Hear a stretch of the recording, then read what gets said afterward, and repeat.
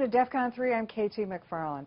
As voters in the United Kingdom consider whether or not to leave the European Union, a new report from the British government suggests that the so-called Brexit, British exit, would affect trade arrangements and result in a decade or more of uncertainty. Well, joining me from Washington is Nile Gardiner. He's the director of the Heritage Foundation's Margaret Thatcher Center for Freedom.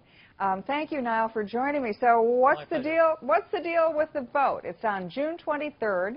It's a referendum, and what are the British people voting on? Well, I think this vote is a very big deal. I think that the June 23rd referendum will be the most important decision taken by the British people in more than 40 years.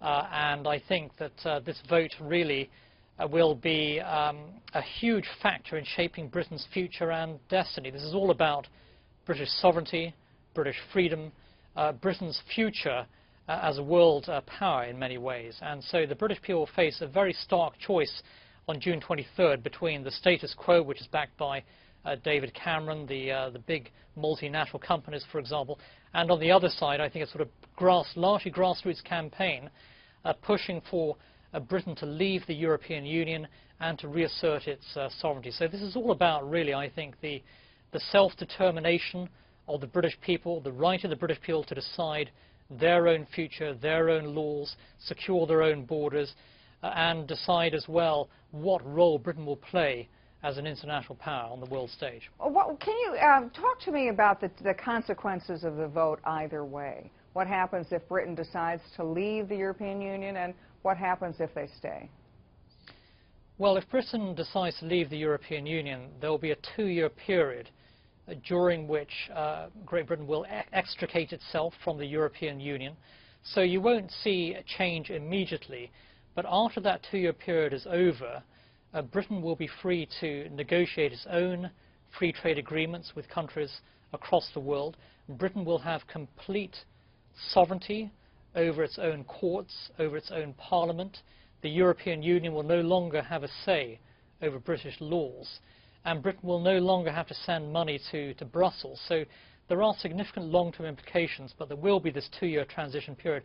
If the British people vote to stay within the European Union, then nothing really changes, except I would point out, I think, that the European Union is in deep decline, and within Europe there are tremendous divisions over a whole host of issues, and the trajectory of the European Union at the moment is to establish some kind of federal European superstate. I think you have self-determination, national sovereignty being trampled upon by Brussels. And clearly, millions of Britons are deeply unhappy about the status quo, and across Europe as well. I think that large numbers of Europeans are beginning to rebel against what has been known as the European project. And we are seeing, I think, the European project beginning to crumble. And if Britain does leave the European Union, then the European project itself, I think, will eventually fall apart. Why do Americans care, or why should we care? Yeah, that's a very good question. I think that Americans should really care about what happens. After all, Great Britain is America's closest friend and ally on the international stage. Britain is a very important investor, trading partner. There's a huge amount of cooperation between the United States and the UK on so many fronts, from security, the global war against Islamist terrorism, through to economic and cultural ties. And so I think the implications for the US-UK special relationship are very significant. In my view, the special relationship would actually be strengthened if Britain left the European Union. In many ways, the European Union has become, I think, a sort of basket case on the international stage.